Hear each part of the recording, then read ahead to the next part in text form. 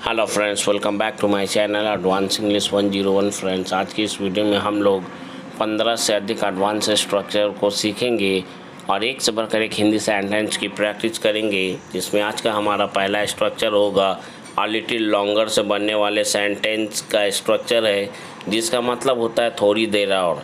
इसे सेंटेंस के लास्ट में यूज़ करेंगे। पहला सेंटेंस है, मुझे थोड़ी देर और सोने दो प्लीज़। इसके लिए हम लोग कहेंगे please let me sleep a little longer.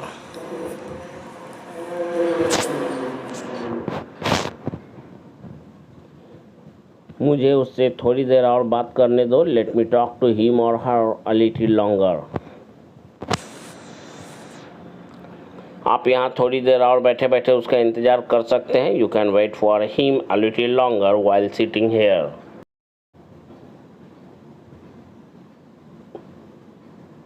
You can wait for him a little longer while sitting here. अगर आप चाहें तो मुझसे थोड़ी देर और बात कर सकते हैं। You can talk to me a little longer if you want. या फिर ऐसा बोल सकते हैं if you want you can talk to me a little longer.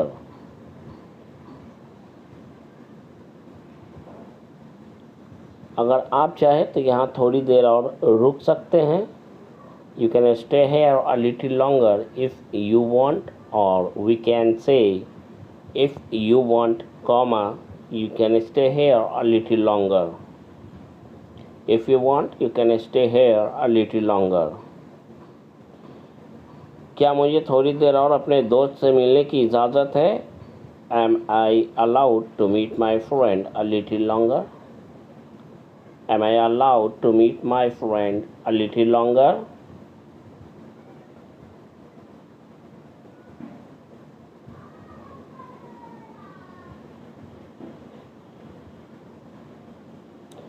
हमें थोड़ी देर और पढ़ाई करनी चाहिए।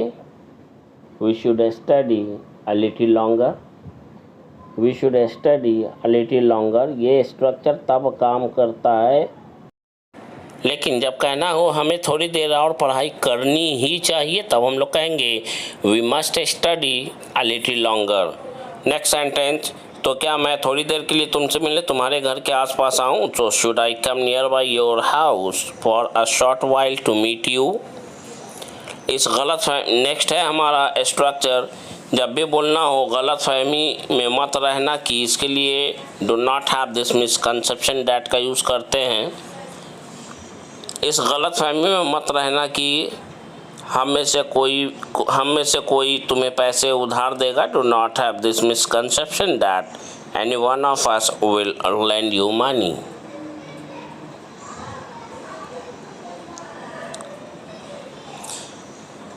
इस गलत फहमी में मत रहना कि वह तुम्हें पलट कर जवाब नहीं देगी। Do not have this misconception that she will not answer you back.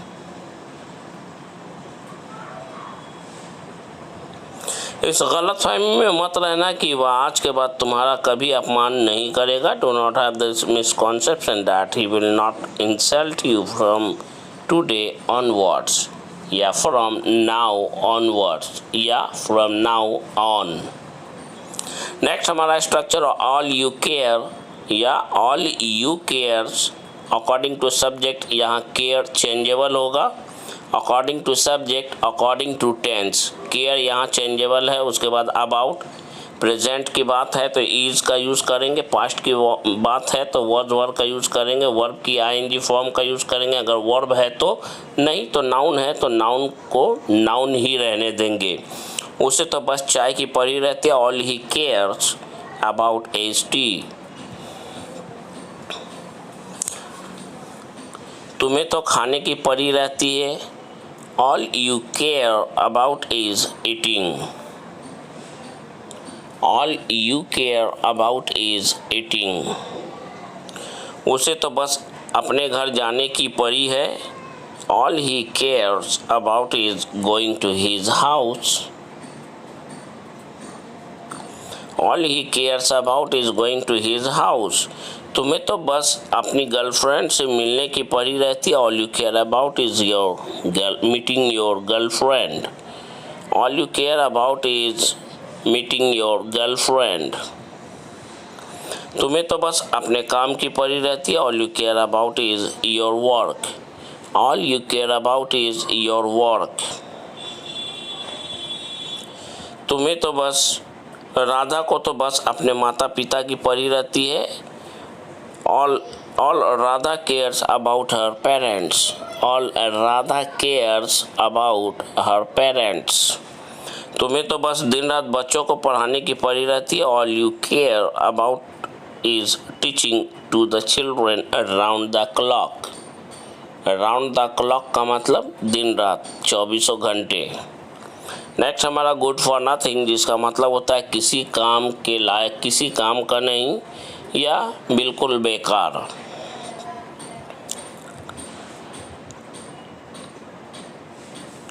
पहला सेंटेंस है तुम्हारे दोस्त किसी काम के नहीं है, इसके लिए कहेंगे your friends are good for nothing. Your friends are good for nothing. Your friends are good for nothing. वह किसी काम का नहीं है, इस सेंटेंस को बोलने के लिए हम लोग कहेंगे he is good for nothing. He is good for nothing. मैं किसी काम का नहीं, I am good for nothing. I am good for nothing. या मैं किसी काम का नहीं था, I was good for nothing. यह घर किसी काम का नहीं, this house is good for nothing. This house is good for nothing. तुम्हारी पुरानी कार किसी काम की नहीं, your old car is good for nothing. Your old car is good for nothing. आपके बेटे किसी काम के नहीं, your sons are good for nothing. Your sons are good for nothing. बेटा नहीं, बेटे हैं, यानी एक से अधिक बेटों की बात हो रही है, इसलिए सन्स का यूज़ हुआ। टेक फॉर मतलब किसी को या किसी चीज़ को गलत समझ लेना। जैसे मैंने मोहन को राम समझ लिया, मैंने तुम्हारे दोस्त को चोर समझ लिया। इस तरह का सेंटेंस को बोलने के लिए टेक फॉर का यूज़ करते हैं, लेकिन कैसे वो आइए देखते हैं। मैंने उस लड़की को तुम्हारा गर्लफ्रेंड समझ लिया, I took that girlfriend for your, I took that girl for your girlfriend. यहाँ पे टेक मेन वर्ब की तरह काम करेगा और अकॉर्डिंग टू टेंस ये चेंज होता रहेगा। टेक, टुक, टेकन, टेकिंग, टेक्स, इस तरह से। उसने समझा मैं उसका छोटा भाई हूँ, he took me for his younger brother. He took me for his younger brother. उसने मुझे चोर समझ लिया, he took me for a thief. He took me for a thief.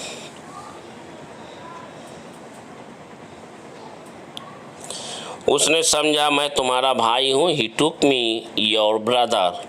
He took me for your brother. He took me for your brother. मैं समझा तुम राम हो, I took you for Ram. मैंने इस आदमी को समझा यह तुम्हारे पिता है, I took this man for your father.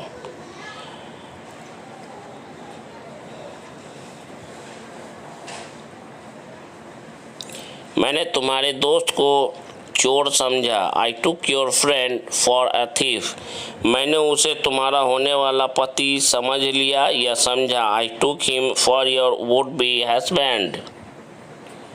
या फिर I took him for your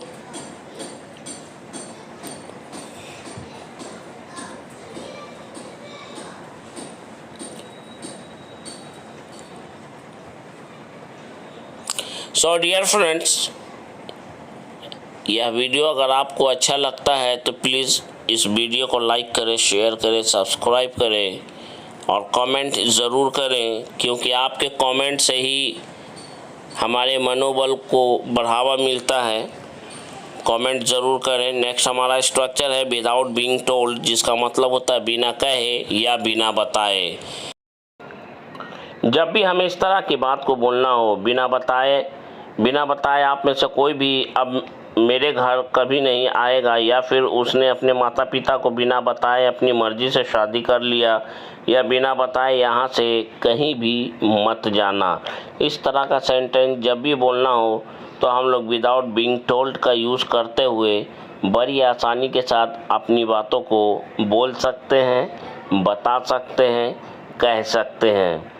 so dear friends, ये वीडियो अगर आपको अच्छा लगता हो तो लाइक करें, शेयर करें, सब्सक्राइब करें और कमेंट ज़रूर करें।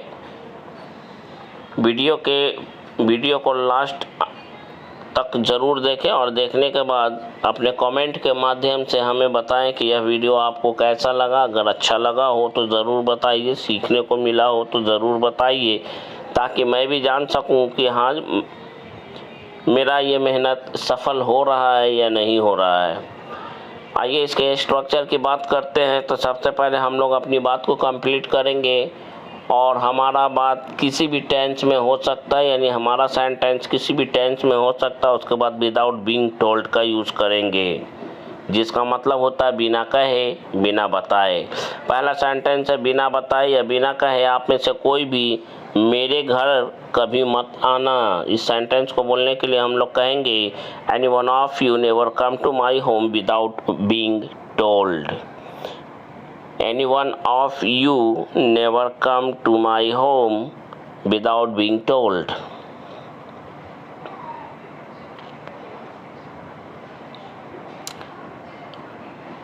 उसने हमें बिना कहे या उसने हमें बिना बताए उस भुतहा घर को खरीद लिया। इस सेंटेंस को बोलने के लिए सबसे पहले कहेंगे उसने भुताहे घर को खरीद लिया, लास्ट में कहेंगे बिना हमें बताए। तो हम लोग कहेंगे he bought that haunted house without being told us. He bought that haunted house without being told us. उसने अपने माता पिता को बिना कहे या बिना बताए अपनी मर्जी से शादी कर ली। बोलने के लिए हम लोग कहेंगे उसने शादी कर ली। उसने अपनी मर्जी से शादी कर ली। सेंटेंस को पहले बोलेंगे तो कहेंगे he got married on his own accord without being told his parents. Without being told his parents. बिना अपने माता पिता को बताए या बिना कहे उसने अपनी मर्जी से शादी कर ली। अपनी मर्जी से शादी कर ली के लिए हम लोग कहेंगे got his married on his own accord. उसने कल बिना किसी को बताए एक नया एंड्रॉयड टीवी खरीद लिया। तो इस सेंटेंस का मेन पार्ट होता है उसने एक नया एंड्रॉयड टीवी खरीद लिया। Yesterday he bought an Android TV without being told anyone. Yesterday he bought an Android TV without being told anyone. उसने मरने से पहले अपने परिवार के किसी भी सदस्य को बिना बताए अपने बच्चों के रहने के लिए एक बड़ा घर खरीदा था। इस सेंटेंस को बोलने के लिए हम लोग कहेंगे उसने एक बड़ा घर खरीदा था। इसके लिए हम लोग कहेंगे Before he died, he had bought a big house. He had bought a big house for his children to live in without being told any of his family members. Before he died, he had bought a big house for his children to live in without being told any of his family members. Next है, यह video आपको अच्छा लगता हो तो please एक like ज़रूर दें इस वीडियो को।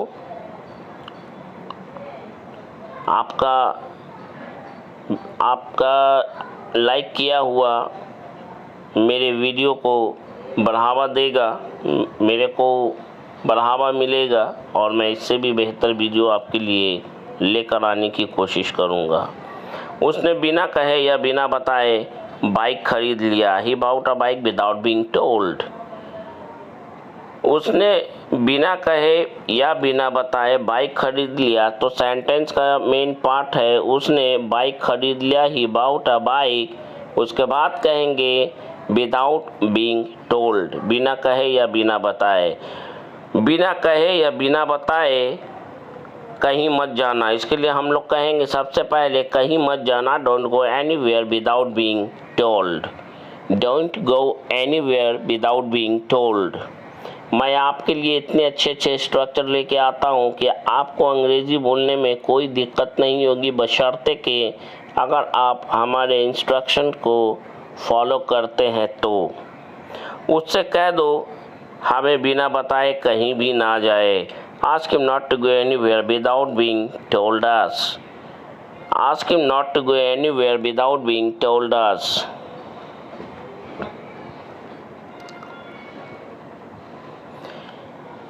इतना ज़्यादा एग्जाम्पल लेकर के मैं आता हूँ, डेली यूज़ होने वाले सेंटेंस लेकर आता हूँ कि आपको इतना एग्जाम्पल किसी भी वीडियो में अगर मिलता है तो आप मुझे कमेंट में ज़रूर बताएं। कहीं नहीं मिलेगा आपको। मुझे बिना कहे या बिना बताए घर से बाहर मत जाना। Don't go out of the house without being told me. Next हमारा स्ट्रक्चर होगा, जब भी हमें बोलना इस तरह की बात, किसी की सलाह मानना, इसके लिए हम लोग टेक समवन्स एडवाइस का यूज़ करेंगे। यहाँ पे समवन टेक मेन वर्ब की तरह काम करेगा। Take, took, taken, taking, takes according to tense.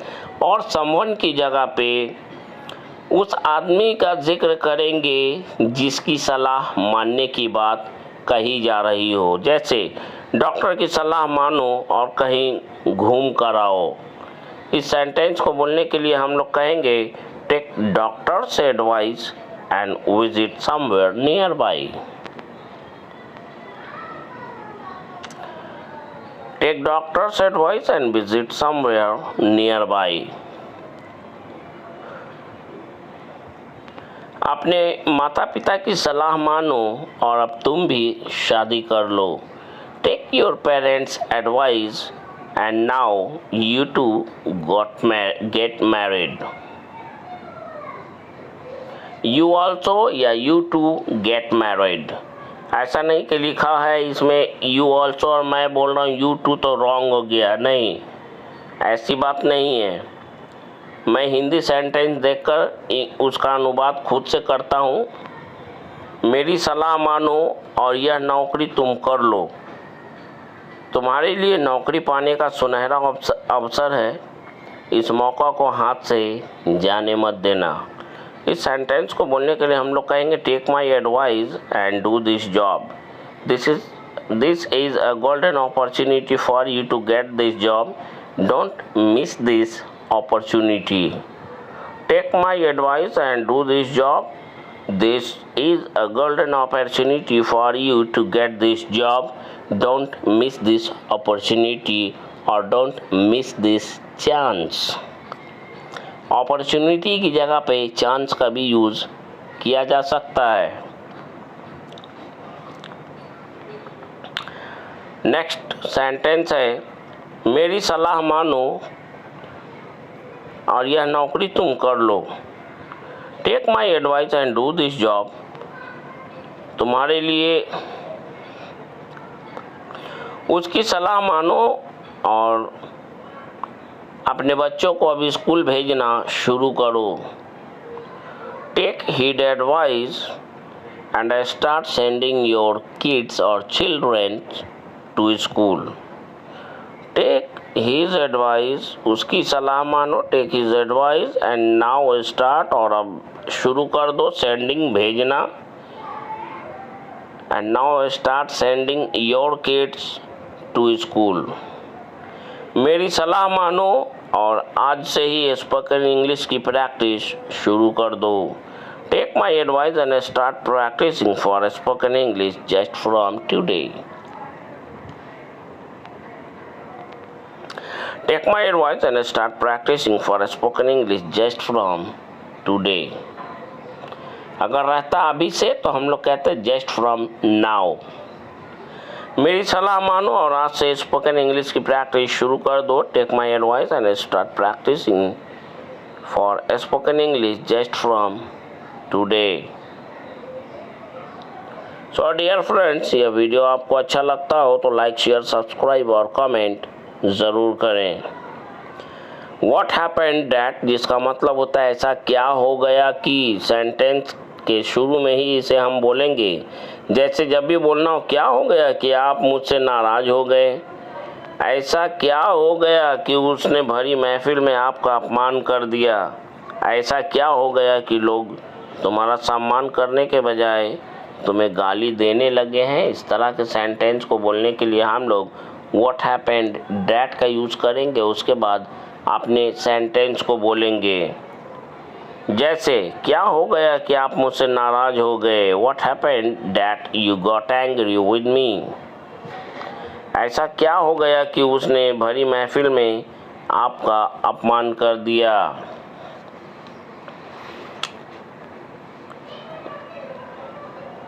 इसका स्ट्रक्चर है व्हाट हैपेंड दैट, उसके बाद कंप्लीट हमारा सेंटेंस होगा।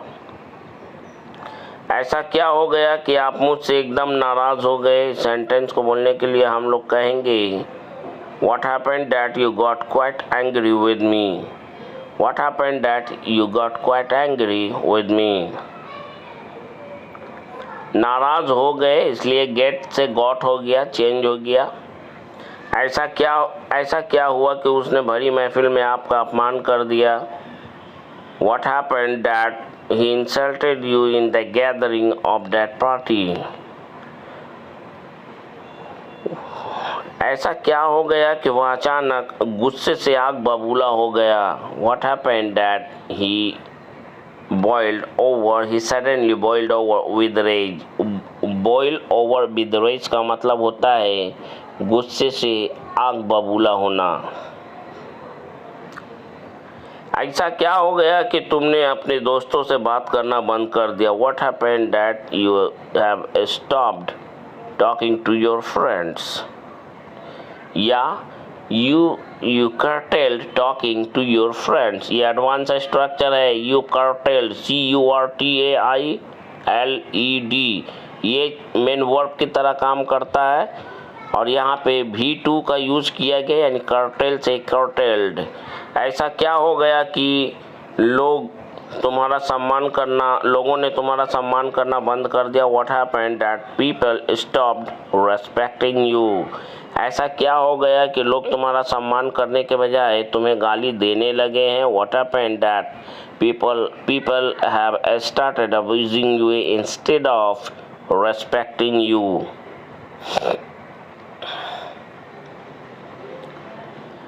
So dear friends, if you find this video helpful for you, then I would say you don't forget to press the like, subscribe and share button if you have not done so yet. So please don't waste your time in thinking.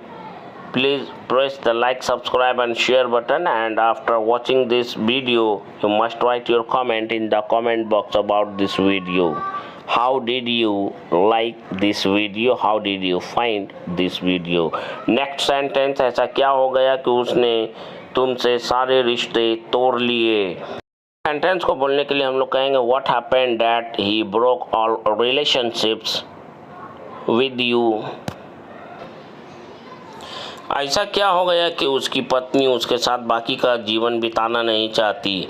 What happened that his wife doesn't want to spend the rest of life with her husband? ऐसा क्या हुआ कि तुम्हारा भाई तुम्हारा दुश्मन हो गया। इस सेंटेंस को बोलने के लिए हम लोग कहेंगे What happened that your brother turned your enemy? यहाँ become नहीं, turn का यूज़ करेंगे, ध्यान रखिएगा। ऐसा क्या हो गया कि अचानक लोगों ने शोर शराबा करना शुरू कर दिया। What happened that people started making hue and cry? Hue and cry का मतलब होता है शोर शराबा।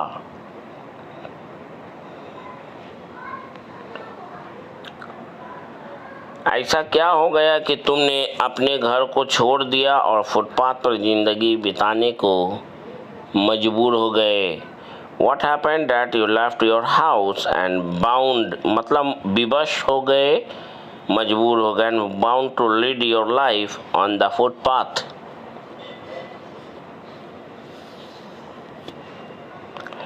ऐसा क्या हो गया कि आजकल तुम बहुत भाव खाने लग गए हो। What happened that you have started acting so pricey these days? What happened that you have started acting pricey these days? Next है हमारा कब तक। इसके लिए हम लोग वाई वेन का यूज़ करते हैं। ये इंटेरोगेटिव सेंटेंस को बताने के लिए बाय वेन का यूज़ करते हैं। जैसे कि कब तक तुम यहाँ आओगे, कब तक तुम जवाब नहीं दोगे, कब तक तुम यह बात सबसे छिपा कर रखोगे, कब तक तुम मेरे घर नहीं आओगे। इस तरह के सेंटेंस को बोलने के लिए बाय व्हेन का यूज़ करते हुए सबसे पहले बाय व्हेन, उसके बाद हेल्पिंग वर्ब, उसके बाद सब्जेक्ट, उसके बाद वर्ब की फर्स्ट फॉर्म का यूज़ करते हुए अदर वर्ड्स है तो अदर वर्ड्स का यूज़ करेंगे, लास्ट में क्वेश्चन मार्क डालेंगे। कब तक तुम यहाँ आओगे, by when will you come here. कब तक तुम उसे जवाब नहीं दोगे, by when will you not answer him, by when will you not answer him. कब तक तुम यह बात सबसे छुपाते रहोगे, by when will you hide this from everyone, या by when will you cancel this from everyone. कब तक तुम उससे मिलने नहीं जाओगे, by when will you not go to meet him और her, by when will you not go to meet him और हर। कब तक तुम उससे अपना प्यार छिपाते रहोगे, by when will you be hiding your love from her, और you can say from him according to your need. You can use any one of this to him, his और हिम और हर। कब तक तुम हम लोग से बात नहीं करोगे, by when will you not talk to us, let's see, हम लोग देखते हैं या चलो देखते हैं। By when will you not talk to us, let us see. कब तक तुम्हारा सौतेला भाई तुमसे नफरत करेगा, by when will your step brother hate you, by when will your step brother hate you. कब तक तुम्हारा सौतेला भाई तुमसे नफरत करेगा, कब तक तुम इसे सहते रहोगे, till when will you tolerate it. किसी चीज़ की बात हो रही है इसलिए ईट का यूज़ हुआ है, किसी इंसान की बात होती तो हिम और हर का यूज़ करते हैं। कब तक तुम उससे नज़रें चुराते रहोगे, by when will you evading eyes from her और हिम। नेक्स्ट हमारा स्ट्रक्चर है, जब भी हमें कहना हो लो आ गया, लो आ गए, लो आ गई, किसी आदमी की बात हो, किसी चीज़ की बात हो, किसी गाड़ी की बात हो, बस की बात हो, ट्रेन की बात हो, तब वहाँ पर हम लोग हेयर कम्स और कम का यूज़ करेंगे। और उसके बाद सेंटेंस का जो बचा कुचा भाग होगा वो हमारा सब सेंटेंस के सबसे लास्ट में अदर वर्ड की जगह पे उसे हम लोग बोलेंगे या लिखेंगे। पहला सेंटेंस, लो आ गया दोस्त, तो इसके लिए हम लोग कहेंगे here comes your friend, here comes your friend. अगर बहुत सारे दोस्तों की बात होती तब हम लोग बोलते हैं हेयर कम योर फ्रेंड। कोई एक दोस्त की बात हो रही है इसलिए हम लोग, कोई एक दोस्त आया है इसलिए कहेंगे हेयर कम्स योर फ्रेंड। लो आ गए तुम्हारे पापा, पापा तो कोई एक ही हो सकता है तो हम लोग कहेंगे हेयर कम्स योर फादर। लो आ गई हमारी ट्रेन, हमारी ट्रेन यानी मैं जिसका इंतज़ार कर रहा हूँ वो तो कोई एक ही हो सकता है तो हम लोग कहेंगे here comes our train for which we were waiting eagerly. लो आ गई हमारी ट्रेन, लो आ गई हमारी ट्रेन जिसका हमें बेसब्री से इंतज़ार था। नेक्स्ट, लो आ गई उसकी ज़िंदगी में खुशियों के पल जिसका वह सपना देख रही थी। खुशियों का पल, तो इसके लिए हम लोग कहेंगे here comes that happy moments in her life for which she was dreaming.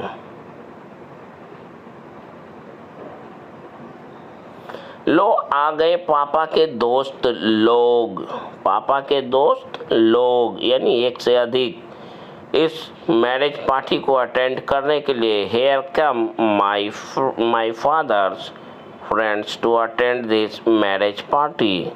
That's all for today's video.